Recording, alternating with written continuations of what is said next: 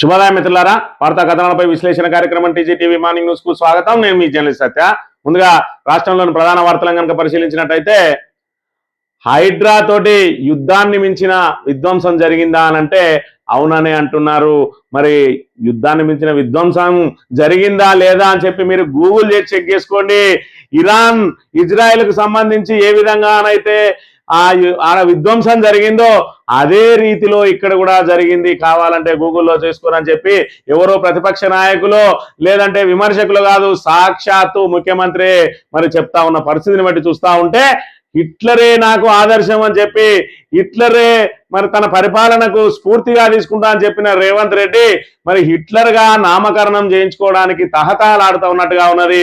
ఎవరైనా యుద్ధాన్ని మించి విధ్వంసం జరిగింది అని అంటే దానికి మరి ఇక్కడ ఏదైతే ఆ కప్పిపుచ్చుకోవడానికి మరి దాని మీద వివరణ ఇచ్చుకోవాల్సినటువంటి ముఖ్యమంత్రి తానే యుద్ధాన్ని మించి విధ్వంసం చేసిన గూగుల్లో చెక్ చేసుకోండి అని చెప్పి చెప్తా ఉన్నాడు అని అంటే మరి ఏ మేరకు ఆయన పరిపాలన దిగజారిందో ఆయన మాటలను బట్టే అర్థమవుతా ఉన్నది. నేను నియంతనే అని మరి ఏదైతే నన్ను మీరు గుంపు మేస్త్రి అని పిలుస్తా ఉన్నారో ఇక గుంపు మేస్త్రి అనేది బంద్ చేయండి, నన్ను హిట్లర్ అని పిలువుండ్రు అని చెప్పి ఆయన మరి ఇక్కడ తనకు తాను నియంతగా ప్రొజెక్ట్ చేసుకునే ప్రయత్నాలు చేస్తా ఉన్నాడు అని అంటే ఆయన ఏ మేరకు మరి దిగజారిండు, ఆయన రాజకీయంగా ఏ మేరకు ఆయన పతనం అవుతా ఉన్నాడు, మరి ఎవరిని బ్లాక్మెయిల్ చేయడానికి ఈ రకంగా మరి ప్రయత్నం చేస్తా ఉన్నాడు, లేదంటే కాంగ్రెస్ ను సమూలంగా నాశనం చేసే ప్రయత్నాలు ఏమన్నా చేస్తా ఉన్నాడా అనేది కాంగ్రెస్ నాయకులే ఆలోచన చేసుకోవాలి. మరోవైపు చూసుకుంటే తెలంగాణ జల హక్కులన్నిటిని కూడా మరి ఇక్కడ ఆంధ్రాకు తాకట్టు పెడుతూ ఏపీకి సుజలాం అదేవిధంగా తెలంగాణకు నిష్ఫలం అన్న చందంగా ఆయన వ్యవహార శైలి ఉన్నది. ఒకవైపు పాలమూరు రంగారెడ్డి ప్రాజెక్టును 30 నెలలైనా కూడా తట్టెడు మట్టి వేయకుండా పెండింగ్ పనులు పూర్తి చేయకుండా ఇప్పుడు హడావిడిగా మేము పనులు చేపడతామని చెప్పి ఇంకా భూసేకరణ పేరుతోటి మరి హడావిడి చేసి ఆఖరికి పైసా విధించకుండా భూసేకరణ చేపట్టండి అని అధికారులకు ఆదేశాలు ఇచ్చి మరి త్వరలోనే మీకు శుభవార్త చెప్తా, ఏదైతే ఏపీ నుంచి ఎన్ఓసి తెస్తా అంటా ఉన్నాడు. ఏదైతే చంద్రబాబు నాయుడు నీకు గురువు కావచ్చు, చంద్రబాబు నాయుడు నీకు సుప్రీం కావచ్చు, తెలంగాణకు సుప్రీం కాదు అనే విషయాన్ని ముందు నువ్వు గుర్తుపెట్టుకోవాలి రేవంత్ రెడ్డి. ఇవాళ తెలంగాణను తీసుకుపోయి ఆంధ్ర వాళ్ళ కాళ్ళ ముందట దేహి అని అడుక్కునే మరి ప్రయత్నాలు లేదంటే అటువంటి పరిస్థితులు సృష్టిస్తా ఉన్నాడు రేవంత్ రెడ్డి. ఇవాళ మనకు రావాల్సిన వాటాను గల్లబట్టి అడగాల్సిన పరిస్థితి ఉన్నది.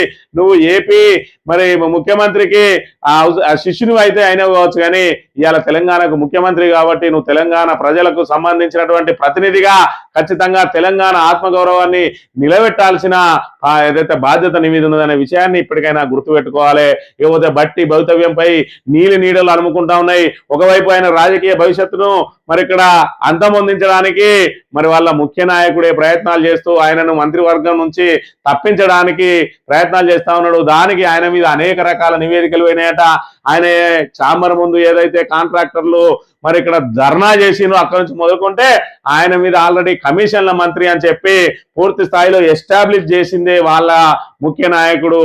దాంతో ఆయనను మంత్రి పదవి నుంచి తప్పించి స్పీకర్ గా మరి పెట్టాలనే ప్రయత్నం చేస్తా ఉన్నారు. మరోవైపు అధిష్టానం నువ్వు ఢిల్లీ రాజకీయాలకు రమ్మంచి మరి పిలుస్తా ఉన్నదట, ఏఐసిసిలో సేవలు అందించాలని చెప్పి కోరుతా ఉన్నదట. అంటే రాష్ట్ర రాజకీయాల నుంచి ఆయన తప్పించడానికి మరి అనేక రకాలైన కుతంత్రాలు జరుగుతూ ఉన్న పరిస్థితి మనం ఇక్కడ చూడవచ్చు.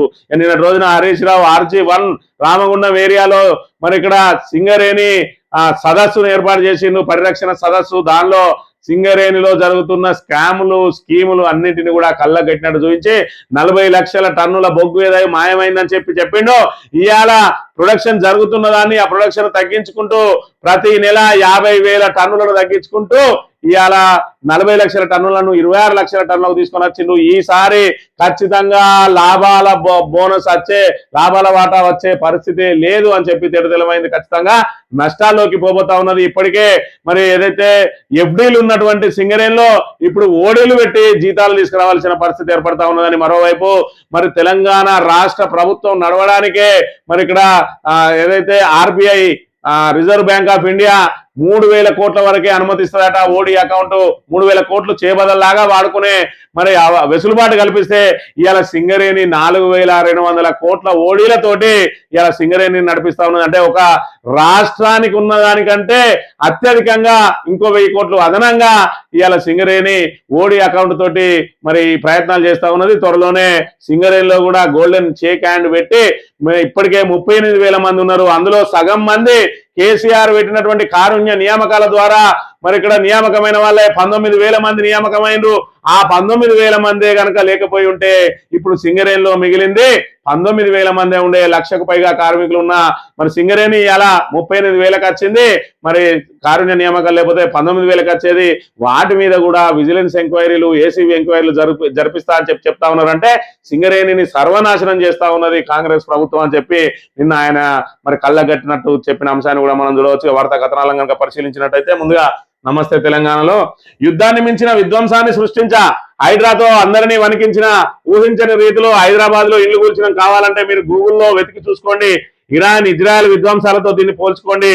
ఇది హిందూ కాంక్లేవ్ లో సీఎం రేవంత్ రెడ్డి వ్యాఖ్యలు నివ్వరపోయిన సీనియర్ సంపాదకులు ఎన్ రామ్ హిట్లర్ ఆదర్శమన్న కామెంట్లపై ఇప్పటికే దుమారం.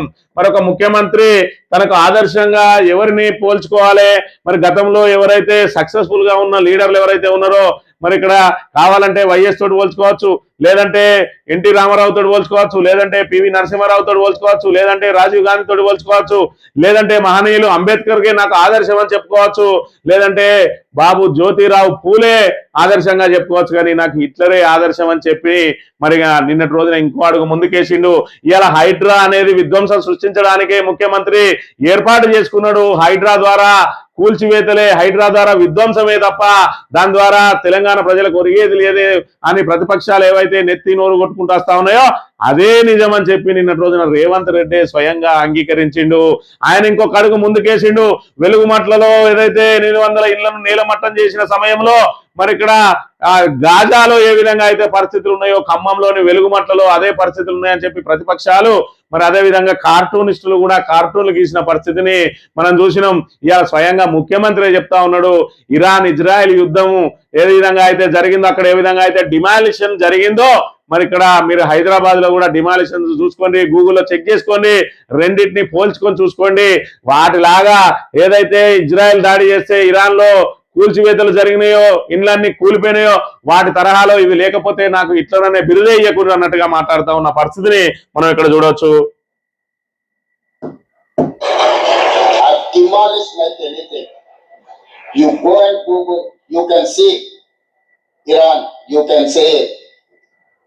Israel or anything, you can compare with those demolitions and these demolitions. I can demolish, Hydra can demolish anything. Hydraa దేన్నైనా కూల్చేస్తుంది. మీకేమన్నా అనుమానం ఉంటే గూగుల్లో చెక్ చేసుకోండి.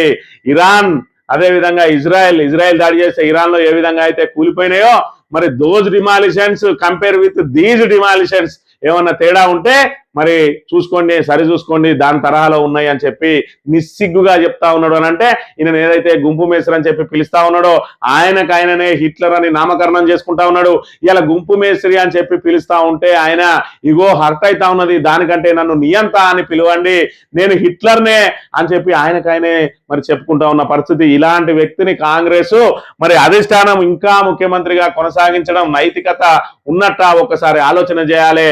హిట్లర్ ఏదైతే దుర్మార్గుడమైన పరిపాలకుడు ఎవడైనా ఉంటే మరి ఆ దుర్మార్గమైన పరిపాలకుడిని హిట్లర్ తోటి పోలుస్తాం. ఈయన తనకు తానే హిట్లర్ను తనకు హిట్లరే స్ఫూర్తి అని చెప్పుకుంటా ఉన్నాడు, నేనే దుర్మార్గుణ్ణి అని చెప్పి చెప్పుకుంటా ఉన్నాడు. అని అంటే మరి ఇంతకంటే దౌర్భాగ్యం, తెలంగాణ ప్రజలకు ఉన్న దౌర్భాగ్యం ఏముంటుందో ఒకసారి ఆలోచన చేయాలి. కాంగ్రెస్ ఏదైతే అధికారంలోకి వస్తే ఇలాంటి దుర్మార్గుల్ని, ఇంత దుర్మార్గాలకు పాల్పడుతుంది, దుర్మార్గుల్ని మరి ముఖ్యమంత్రులుగా చేస్తుందని దీని ద్వారా తేటతెల్లమైంది. అది బెంగళూరు వేదిక, అక్కడ జరుగుతున్నది జాతీయ దినపత్రిక ది హిందూ నిర్వహించిన బెంగళూరు ది హిందూ హడిల్ కార్యక్రమం అట. అక్కడ ప్రశ్నలు అడుగుతున్నది పాత్రికేయ దిగ్గజం సీనియర్ సంపాదకుడు the Hindu group director N Ramu. జవాబులు చెప్తున్నది ముఖ్యమంత్రి రేవంత్ రెడ్డి. ఆయన చెప్తున్న మాటలకు అంతటి పాత్రికేయుడే విసిపోయిండు. ఆ పాత్రికేయుడే కాదు, అదేదైతే ఆ కాంక్లేవ్ను వీక్షించినటువంటి కోట్లాది మంది భారతీయులు కూడా విస్తుపోయిండు. ఏమన్నా మతిపోయిందా, మతిలేని ముఖ్యమంత్రి అని చెప్పి కూడా మరి అనేక రకాలుగా నెటిజన్లు అయితే విపరీతమైన ట్రోల్స్ చేస్తా ఉన్నారు. మరి హిట్లర్ ఈ రకంగా హిట్లర్ తోటి ఒక నాయకుడు పోల్చుకోవడం, అది కూడా అధికారంలో ఉన్నటువంటి ముఖ్యమంత్రి.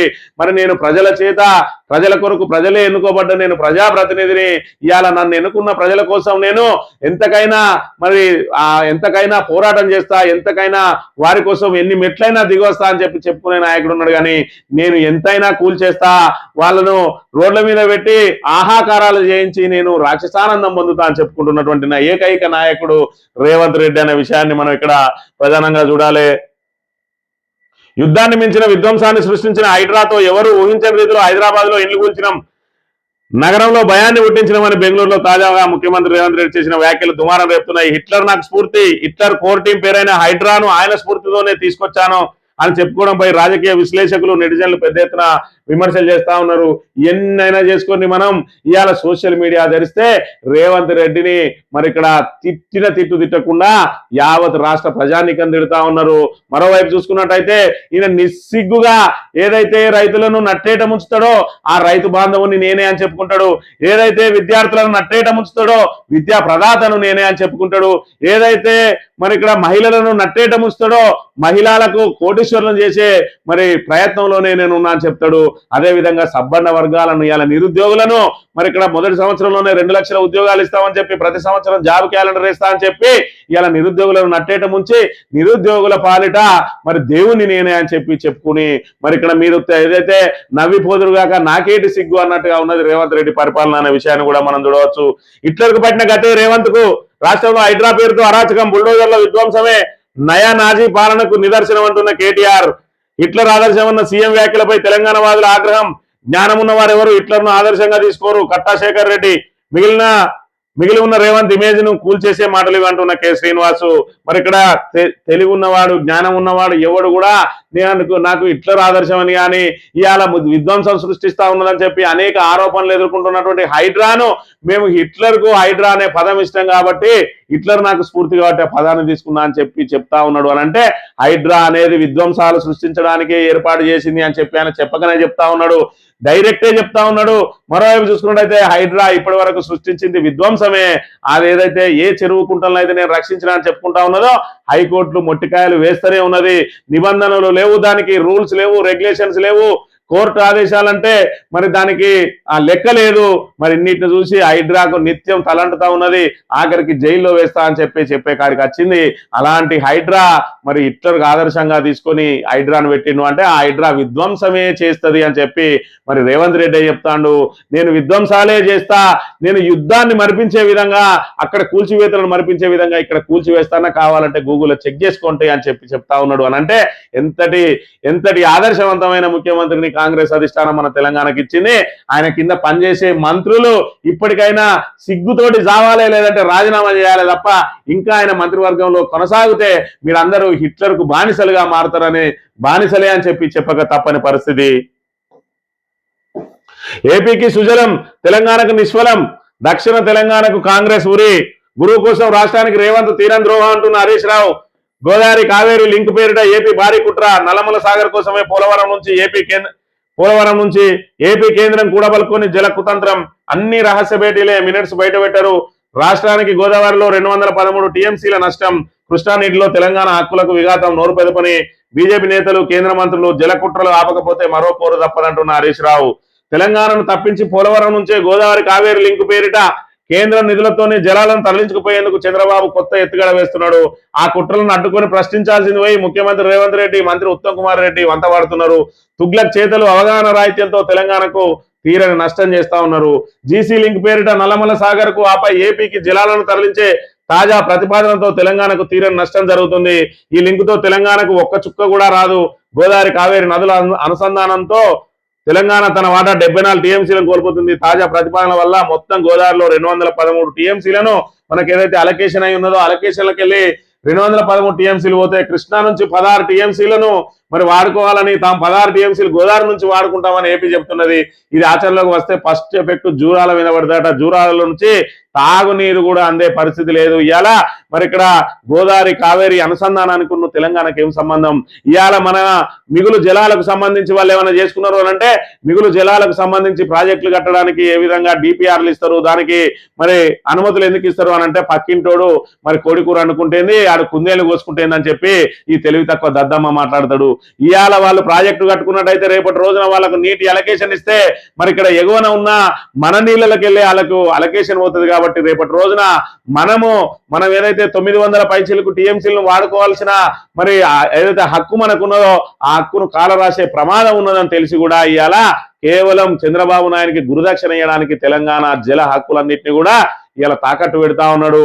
ఇవాళ తెలంగాణను మరి ఆత్మగౌరవం కోసం ఏదైతే నిధులు నీళ్లు నియామకాల కోసం మనం పోరాటం చేసి ఇవాళ 1200 తెలంగాణ బిడ్డలు ఆత్మ బలిదానం తర్వాత మనకు తెలంగాణ వస్తే చావు నోట్లో తలబెట్టి కేసీఆర్ తెలంగాణను తీసుకొచ్చి ఇవాళ కృష్ణా ప్రాజెక్టుల నుంచి అదేవిధంగా గోదావరి నుంచి మనకు రావాల్సిన నీటిని ఒడిసి పట్టుకుంటా ఉంటే మరి ఇక్కడ మధ్యలో అవగాహన లేని ఏదైతే ఏమాత్రం జ్ఞానం లేని తెలివి తక్కువ దద్దమ్మ ఇవాళ ముఖ్యమంత్రి అయ్యి ఇవాళ అన్నిటిని కూడా సర్వనాశనం చేస్తా ఉన్నాడు. అందుకే ఏపీ సుజలం కాబోతా ఉన్నది, మనకేమో నిష్ఫలం రాబోతా ఉన్నది అని చెప్పి నమస్తే తెలంగాణ మరి ప్రతిరోజు కూడా మనం ఏ విధంగా నష్టపోతా ఉన్నామో ప్రతి అంశాన్ని కూడా కళ్ళకు కట్టినట్టు చూపిస్తున్న పరిస్థితిని కూడా మనం ఇక్కడ ప్రధానంగా చూడవచ్చు. గుట్టుగా శ్రీశైలం విస్తరణ, జిఎన్ఎస్ఎస్ కాలువలు సైతం ఏపీ సర్కార్ దుందుడుకు చర్య, రోజుకు 3 టీఎంసీలు ఎత్తిపోసేలా సీమ లిఫ్ట్ పోతిరెడ్డిపాడు విస్తరణ, ఎన్జిటి ఆదేశాలు ధిక్కరించి పనులు నోరుపల్లిపని రేవంత్ సర్కార్ ఆల్రెడీ శ్రీశైలం ప్రాజెక్టు నుంచి మరి రోజు 3 టీఎంసీలు ఎత్తిపోసుకోవడానికి కాలువలు దవ్వుకపోతా ఉన్నది. వాళ్ళ అలొకేషన్ మించి ఇప్పటికే 100 టీఎంసీలు అదనంగా నీళ్లు తీసుకుపోయింది.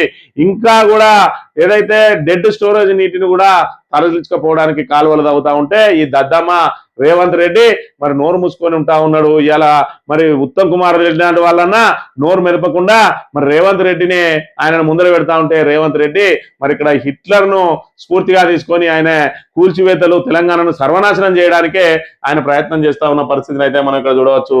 సింగరేణిని అప్పల కుప్పగా చేసిన రేవంత్ రోజుకో స్కామ్ తో సంస్థ నష్టాల్లోకి 2.5 ఏళ్లలో 12,377 కోట్లకు బొగ్గు బకాయిలు. బీఆర్ఎస్ సింగరేణి పరిరక్షణ సదస్సులో మాజీ మంత్రి హరీష్ రావు నిన్నటి రోజున గోదావరి కానీ శ్రీమయి ఫంక్షన్ హాల్లో సింగరేణి పరిరక్షణ సదస్సు నిర్వహించిండు. ఈ సందర్భంగా ఆయన ఏదైతే 40 లక్షల టన్నుల బొగ్గు మరి ఇక్కడ మాయమైంది అని చెప్పి ఏదైతే ఎలిగేషన్ తీసుకొని వచ్చిండో దాన్ని కవరప్ చేసుకోవడానికి సింగరేణి నానా కష్టాలు పడతా ఉన్నది. ప్రతి నెల మరి ఇక్కడ 50,000 టన్నులను మరి తగ్గించుకుంటూ చూపిస్తా ఉన్నది. ఎందుకంటే ఆ 40 లక్షల టన్నులు ఏదైతే నిల్వలు ఉన్నాయని చెప్పిందో దాని మీద పెద్ద ఎత్తున దుమారం రేగడంతో ఆ 40 లక్షల టన్నుల నిల్వలు చూపించే కార్యక్రమంలో భాగంగా మరి ప్రొడక్షన్ అయిన దానిలో తక్కువ ప్రొడక్షన్ చూపించుకుంటూ ఇప్పుడు కవరేజ్ చేసే ప్రయత్నం చేస్తా ఉన్నది. దానిలో భాగంగా సిహెచ్పిలో ఎంత బొగ్గు ఉన్నదో మేము అక్కడికి వెళ్ళి పరిశీలిస్తామంటే సిహెచ్పిలోకి రాకుండా వందలాది మంది పోలీసులను పెట్టి అడ్డుకున్నారు. ఒకవైపు మరి ఇక్కడ ఏదైతే ఓబీ కాంట్రాక్టర్ లో సైట్ విజిట్ సర్టిఫికేట్ పేరుతోటి కుంభకోణాలు, రెండోది డీజిల్ కుంభకోణం, మూడోది జిలటిన్ స్టిక్స్ కుంభకోణం, ఇప్పుడేమో బొగ్గు మరి ఇక్కడ నిలువ ఉన్నటువంటి స్కాము, అదేవిధంగా సోలార్ పవర్ సిస్టమ్ కు సంబంధించి కూడా పెద్ద ఎత్తున స్కామ్ జరగబోతా ఉన్నది. మరి బయట 3 కోట్లకు మెగావాట్ ఉత్పత్తి అవుతా ఉంటే మరి ఇక్కడ వీళ్ళు మరి 5.5 కోట్ల నుంచి 7 కోట్ల వరకు వెచ్చించే మరి ప్రయత్నం చేస్తా ఉన్నారు. ఈ రకంగా సింగరేణిని మరి ఇక్కడ నష్టాల్లోకి నెడతా ఉన్నారు. ఆ రోజున మరి ఏదైతే తెలంగాణ రాష్ట్ర ఏర్పాటులో కీలక పాత్ర పోషించినటువంటి సింగరేణి కార్మికులను కడపన పెట్టుకొని కాపాడుకోవాల్సిన బాధ్యత ఈ తెలంగాణ ప్రభుత్వం మీద ఉన్నది. మరి ఇక్కడ కాంగ్రెస్ ప్రభుత్వం వచ్చిన వెంటనే ఇవాళ కారుణ్య నియామకాలను నిలిపివేసింది.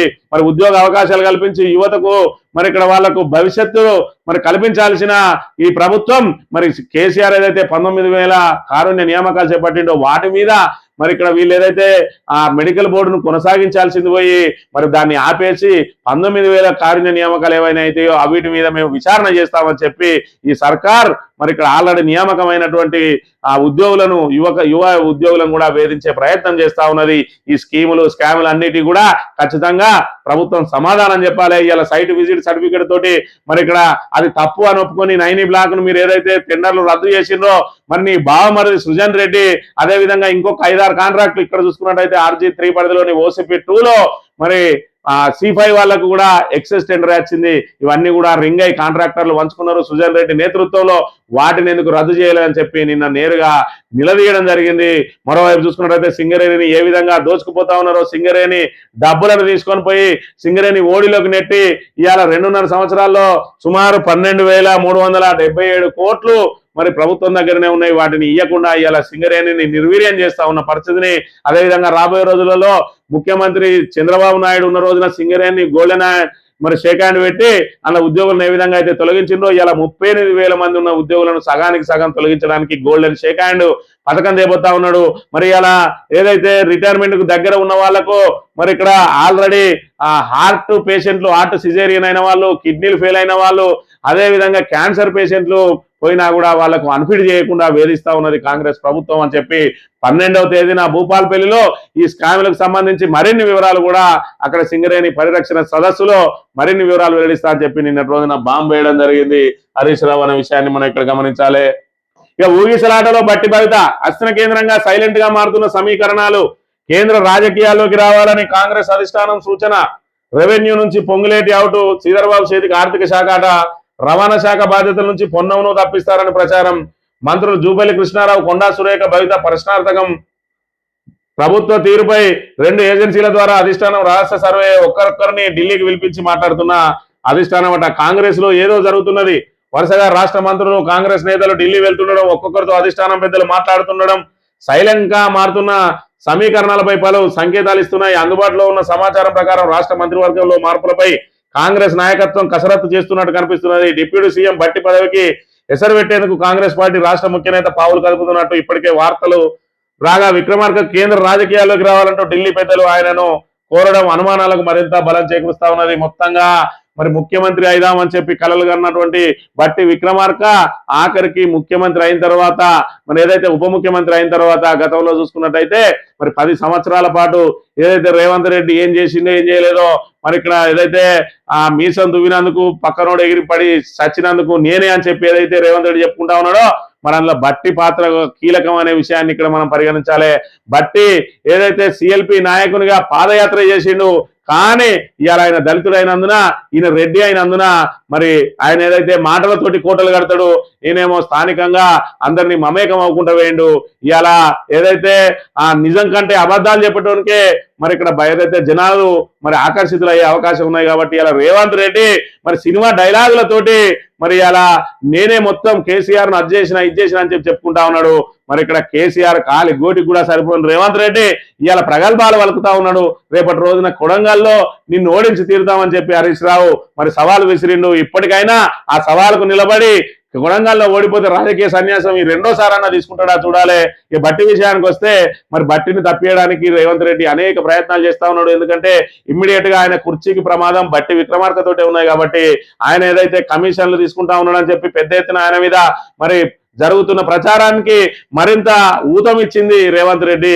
మరోవైపు కాంట్రాక్టర్లందరినీ సచివాలయంలో ధర్నాకు ప్రోత్సహించింది రేవంత్ రెడ్డి మనుషులు.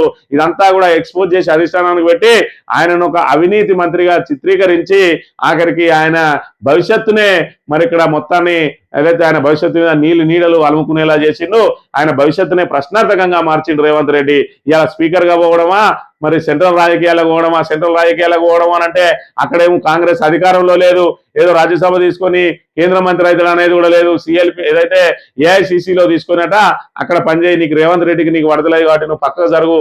ఎందుకంటే ఆయన మాకు టంచనగా డబ్బు సంచులు తెచ్చిస్తాడు, నీలాంటి వాళ్ళు అడ్డం పెడితే ఆ డబ్బు సంచులు రావు. ఇలా దేశం మొత్తంలో కాంగ్రెస్ నడిపించాలంటే మరి ఇక్కడ తెలంగాణ వాళ్ళకు బంగారు బాతుగా మారిందనే విషయాన్ని అయితే మనం ఇక్కడ చూడవచ్చు. నిమ్స్ డైరెక్టర్ గా రాహుల్ దేవరాజ్ అట నిమ్స్ లో యూరాలజీ విభాగంలో సౌత్ టాప్ 3లో నిలిపిండట. యూరాలజీ డిపార్ట్మెంట్ 2000 కిడ్నీ మార్పిడి శస్త్రచికిత్సలను మరి విజయవంతంగా చేసినటువంటి డాక్టర్ రాహుల్ దేవరాజ్ ను నిమ్స్ డైరెక్టర్ గా నియమించిన అని చెప్పి చెప్తా ఉన్న పరిస్థితి. ఇక ధాన్యం బోనస్ పైసా అయ్యలే, రైతులకు 700 కోట్లకు పైగా బకాయిలు, నిరుడు యాసంగిలో 1159 కోట్ల. ఇకపోతే ఆయన రైతు భరోసానే ఇస్తలేడు. మరోవైపు చూసుకున్నట్టయితే అక్కడ మరి మొత్తం మేము ఆల్రెడీ ప్యాడీకి మేము సపోర్ట్ గా ఇస్తా ఉన్నాం, ఏదైతే రైతు భరోసా ఇస్తున్నాం, సంవత్సరానికి 12,000 ఇస్తున్నాం అని చెప్పి గొప్పలు చెప్తా ఉన్నాడు. 2 సీజన్లు ఎగ్గొట్టిండు. 3వ సీజన్ లో కేవలం 2 ఎకరాలకు మాత్రమే వేసి ఇలా బయట పోయి గప్పాలు కొడతాడు రేవంత్ రెడ్డి. మరి ఇలాంటి చిల్లర దిగజారుడు ముఖ్యమంత్రిని మనం ఎప్పుడన్నా ఇదివరకు ఎక్కడన్నా ఉమ్మడి ఆంధ్రప్రదేశ్ లో మరి చూసినవా, లేదంటే యావత్ భారతదేశంలో చూసినవా? ఒక్కసారి అయితే మనం బేరీజ్ వేసుకోవాల్సిన అవసరం ఉన్నది. వడ్లు కొంటలేరని రైతుల కంటతడి. దయాకర్ రావుకు ఈరవెన్ను రైతుల ఫోన్. కొనుగోలు కేంద్రాన్ని పరిశీలించిన ఎర్రబెల్లి. నిన్ననే మరి ఆ కాంక్లేవ్లో ఏం చెప్తాను రేవంత్ రెడ్డి, రైతులు చాలా సంతోషంగా ఉన్నారట. ధాన్యం కొనుగోలు కేంద్రాలు పోతే చెప్పులు పట్టి కొట్టేటట్టున్నారు, ఇంకా సంతోషంగా ఉన్నారు అని చెప్తా ఉన్న పరిస్థితి. సాక్షి దినపత్రిక విషయానికి వస్తే, అభివృద్ధికి కలిసి రండి, ఎన్నికలప్పుడే రాజకీయాలు చేద్దాం. ఉప్పల్ బగాయత్ బహిరంగ సభలో ముఖ్యమంత్రి రేవంత్ రెడ్డి. హైదరాబాద్ అంతర్జాతీయ నగరం అని చెప్పుకుంటే సరిపోతుందా? ఆ మేరకు అభివృద్ధి జరగాలి. మూసీలో మురికి వల్ల ఈ భూములకు విలువ లేదు. కొడంగల్లో ఓడిపోయాక మల్కాజ్గిరిలో ఆశీర్వదించి ఎంపీగా గెలిపించారు. కిషన్ రెడ్డి గారు అనుమతులు తెండి గండపెండేరం దొరుకుతాను వెల్లడి. నువ్వేం బీక్తావు మరి? కిషన్ రెడ్డి అనుమతులు తెస్తే నువ్వు వీకేదేంది? నువ్వెందుకు మరి ముఖ్యమంత్రిగా ఉన్నాడు? నువ్వు దుగిపో, చక్కగా కిషన్ రెడ్డి ముఖ్యమంత్రిగా ఉంటాడు. పోయి మహారాష్ట్ర తోటి అనుమతులు తీసుకొస్తాడు, కేంద్రం నుంచి నిధులు తీసుకొస్తాడు, తెలంగాణను అభివృద్ధి చేస్తాడు. మరి నీలాంటి వాళ్ళు ఎందుకు దాని పీఠం మీద ఉండి చేతగాని చావురాని దద్దమ్మలు ఇవాళ ముఖ్యమంత్రి పీఠం ఎక్కి వీడు ఇజ్జెత్తలేడు, కేంద్రం అజ్జెత్తలేదు, ఇది ఇదైతలేదు, గత ఏదైనా చేతగాని తనంతా కూడా అన్ని పార్టీల మీదకి నెట్టి మరి ఇక్కడ ఏదైతే దోపిడీకి మాత్రమే నేను ముఖ్యమంత్రి అయినా అని చెప్పి మాట్లాడుతున్న మాటలను మనం ఇక్కడ చూడవచ్చు. ప్రాణహిత చేవేళ్లకు కొత్త రూపట. ప్రాజెక్టు పునరుద్ధరణకు వడివడిగా అడుగులు. 10,000 కోట్ల ప్రాథమిక అంచనాలతో కొత్త అలైన్మెంట్. తమిళేటికి బదులు వార్దా వెయిన్ గంగా నదులపై సమాంతర బరాజట. Wardha Wainganga barrage location లో జియోఫిజికల్ పరీక్షలు షురు. బరాజ్ ఎత్తుపై మహారాష్ట్రతో సంప్రదింపులకు రాష్ట్ర ప్రయత్నాలు. 148 నుంచి 152 మీటర్ల ఎత్తుతో వేర్వేరు ప్రత్యామ్నాయాలకు అంచనా తయారీ. మహారాష్ట్ర స్పందన ఆధారంగా ఎత్తుపై తుది నిర్ణయం. 148 మీటర్లకు 1 ఇంచు కూడా పైకి రానియమని ముందే చెప్పింది. అక్కడ 148 మీటర్లు కనుక కట్టినట్టు ఉంటే ఆ నీళ్లు మనకు సరిపోవు. రెండోది, ఇవాళ ఆల్రెడీ కాళేశ్వరం నుంచి ఒడిసి పట్టుకునే అవకాశం మనకు ఉన్నది. కానీ కాళేశ్వరం ఒక్క పిల్లర్ కుంగిపోతే 2.5 ఏళ్ల నుంచి మరి దాన్ని మరమ్మతు చేయలేని ఈ దద్దమ్మలు ఇవాళ కొత్త ప్రాజెక్టు కడతారట. వీళ్ళకి ప్రాజెక్టు కట్టే మొగయాలైనా ఇవి ఒక్కసారి ఆలోచన చేయాలి. 90% పూర్తయినటువంటి పాలమూరు రంగారెడ్డి ప్రాజెక్టు మీ సొంత జిల్లాది పూర్తి చేయడానికి చేతగాని దద్దామా ఇవాళ 9 దగ్గర మేము ప్రాజెక్టు కడతామంటారు. ఇవాళ 2008లో మరి ఇక్కడ చిన్న కాళేశ్వరానికి భూమి పూజ చేస్తే ఇప్పటి వరకు మరి ఆ ప్రాజెక్టు పూర్తి కాలేదు. రెండోసారి అధికారంలోకి ఏదైతే మొన్నటికి మొన్న అధికారంలోకి వచ్చిన తర్వాత దుద్దిల శ్రీధర్ సంవత్సరం లోపు పూర్తి చేసి తీరుతా అని మరి బీరాలు వలికిండు. ఇప్పటికి 2.5 సంవత్సరాలైనా చిన్న కాళేశ్వరాన్ని పూర్తి చేయలేదు. వీళ్ళు ఇంకా తమ్మిడియేటి దగ్గర ప్రాజెక్టు కడతామని చెప్పి ఇంకా గప్పాలకు పోతా ఉన్నది రేవంత్ రెడ్డి ప్రభుత్వం అనే విషయాన్ని మనం ఇక్కడ గమనించాలి. ఈ అర్ధరాత్రి పబ్బు మఫ్టీలో మహిళా డీసీపీ డెకాయ ఆపరేషన్ నిర్వహించిన రితిరాజ్. ఇవాళ మహిళా ఐపీఎస్లు ప్రభుత్వ పరువు మొత్తం తీస్తా ఉన్నారు. మొన్నటికి మొన్న మరి ఆ సుమతి ఎవరైతే సిపి ఉన్నారో సుమతి, ఆమె ఇదే రీతిలో తెలంగాణలో శాంతి భద్రతలు ఏ విధంగా ఉన్నాయి, అర్ధరాత్రి మహిళ మరి సేఫెస్ట్ సిటీగా అత్యంత సేఫెస్ట్ సిటీగా ఉన్న హైదరాబాద్ లో ఆడది ఒంటరిగా తిరిగే మరి అవకాశం ఉన్నదా అని చెప్పి ఆమె రోడ్డు మీదకి వస్తే 40 మంది పోకిరీలు ఆమె చుట్టుముట్టి ఆమెను అనేక రకాలుగా ఇబ్బందులు పెట్టిండ్రు. మరి అంటే అర్ధరాత్రి ఆడది ఒంటరిగా తిరగలేని పరిస్థితి ఉన్నది. ఒకప్పుడు బీఆర్ఎస్ ప్రభుత్వ హయాంలో 10 సంవత్సరాలు సేఫెస్ట్ సిటీగా ఉన్నది. ఇవాళ మరి ఇక్కడ మహిళలకు భద్రత కరువైందని చెప్పి ఆమె నిరూపిస్తే ఇవాళ పబ్బులలో అనైతిక కార్యక్రమాలు, అసాంఘిక కార్యకలాపాలు, మరి ఇక్కడ డ్రగ్స్, అదేవిధంగా వ్యభిచారం యథేచ్ఛగా నడుస్తా ఉన్నదని ఐపీఎస్ రితిరాజు మన నిన్నటి రోజున కూడా ఆమె నిరూపించి తీరింది. ఏదైతే ఒంటరిగా పబ్లోకి వెళ్ళి అక్కడ ఉన్నటువంటి అసాంఘిక కార్యకలాపాలన్నిటి కూడా చిత్రీకరించి ఆ తర్వాత మరి సిబ్బందిని పిలిచి వాళ్ళందరినీ కూడా అరెస్ట్ చేసిన పరిస్థితి. అంటే కాంగ్రెస్ ప్రభుత్వంలో శాంతి భద్రతలు ఏ విధంగా క్షీణించినాయి, ఏ విధంగా మరి నిబంధనలు ఏ విధంగా తుంగలో దొక్కుతున్నారు అన్నదానికి ఇవి నిదర్శనంగా చూడవచ్చు మనం. ఆంధ్రజ్యోతి విషయానికి వస్తే ఔషధ కొనుగోలుపై విజిలెన్స్ అంట. 2022 నుంచి ఇప్పటి వరకు జరిపిన కొనుగోళ్లపై విచారణకు సీఎం రేవంత్ ఆదేశం. 3500 కోట్ల టెండర్లు, పర్చేజీల తనిఖీలు. మనం కొత్తగా చేసేది ఏముండదు. ఏదన్నా ఉంటే దానిలో ఎందుకు మనం వీటిని సరఫరా చేయలేకపోతా ఉన్నాం అని అంటే దాని మీద ఒక విజిలెన్స్ కమిటీ వేస్తే అది మళ్ళా సంవత్సరంన్నర తిరుగుతూ ఉంటుంది, లేదంటే 6 నెలలు తిరుగుతుంది. ఆ లోపల ఈ విమర్శలన్నీ కూడా పక్కకు జరుగుతాయి. కిషన్ రెడ్డి అడ్డుపడుతున్నారు. తుమ్మిడియేటికి అనుమతులు ఇవ్వద్దని మహారాష్ట్ర సీఎంకు చెప్పింది ఆయన కాదా? మెట్రో విస్తరణ, మూసీ అభివృద్ధి, త్రిపులార్లకు కేంద్రం ఎందుకు నిధులు ఇవ్వడం లేదు? అనుమతులు తీసుకొస్తే సభ పెట్టి సన్మానిస్తాం. కేటీఆర్ చెప్పినట్టు కిషన్ రెడ్డి వింటారని బీజేపీ కార్యకర్తలే చెబుతున్నారు. ఇదే బుద్ధి బీఆర్ఎస్ పార్టీలతో కలిసి గూడుపుటాని అసలు బీజేపీ కార్యకర్తలు నీకెందుకు చెప్తారో ఫస్ట్ చెప్పాలి. నువ్వెందుకు బీజేపీ కార్యకర్తలను కలుస్తావు అంటే, బీజేపీ కార్యకర్తలు నువ్వు కలుస్తావు అంటే నువ్వు బీజేపీకి కోవర్ట్గా ఉన్నావు. నువ్వు ఇవాళ ఏదైతే కాంగ్రెస్ పార్టీని సర్వనాశనం చేయడానికి ఇవాళ ఏదైతే ఎప్పటికీ కూడా ఆచరణ సాధ్యంగా అన్నటువంటి ఒక ప్రాజెక్టును పట్టుకొని దాన్ని ఇవాళ బీజేపీ వాళ్ళు ఈయన కిషన్ రెడ్డి ఇద్దంటాడు, ఇది ఇద్దంటాడు అని చెప్పి కేవలం టైంపాస్ చేయడానికి ఇవాళ కాళేశ్వరాన్ని ఆ పడావు పెట్టి అట్లనే ఉంచి ఆ పాపాన్ని ఆ పాపం నుంచి తప్పించుకోవడానికి జనాల దృష్టిని మార్చడానికి ఇవి చేసే టీఆర్ఎస్ అంటే తప్ప ఇవాళ నీకు ఒక ముఖ్యమంత్రి అపాయింట్మెంట్ ఇస్తలేడు అని అంటే నీ అంత దౌర్భాగ్యుడు లేడు అనే విషయాన్ని మనం ఇక్కడ గమనించాలి. అది వాళ్ళు ఒప్పుకుంటారా ఒప్పుకోరా అనేది తర్వాత ముచ్చట.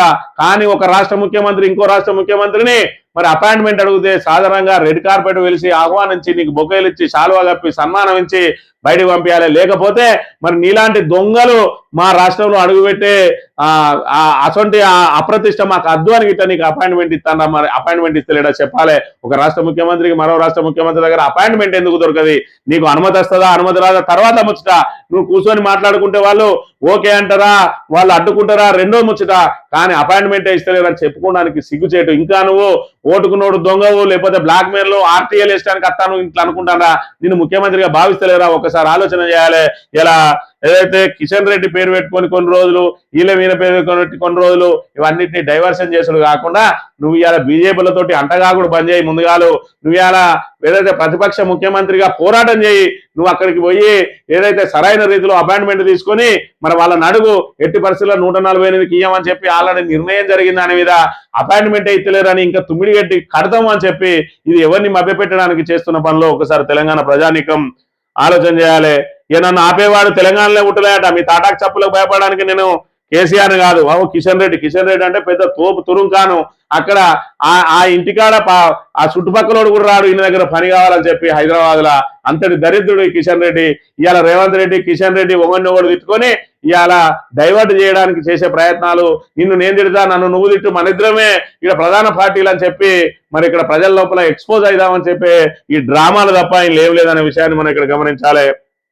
ఇక కాంగ్రెస్ రజాకారుల పాలన, గ్రామాలకు వెళ్తే ఆ పార్టీ నాయకులనే ప్రజలు సరిహద్దులు దాటనీయనని చెప్పి ఈ రామచంద్రరావు మాట్లాడుతున్న మాటలను కూడా మనం ఇక్కడ ప్రధానంగా చూడవచ్చు. ఇక కోట్లకు చేరువలో మస్క్ 12న ఐపీఓకి రానున్న స్పేస్ ఎక్స్ కంపెనీ అది విజయవంతం అయితే మస్క్ ఆస్తుల నికర విలువ $1 ట్రిలియన్ మార్కు దాటుతుందని అంచనా. అంటే కోట్లకు చేరుతాడట ఇవాళ ఎలాన్ మస్క్.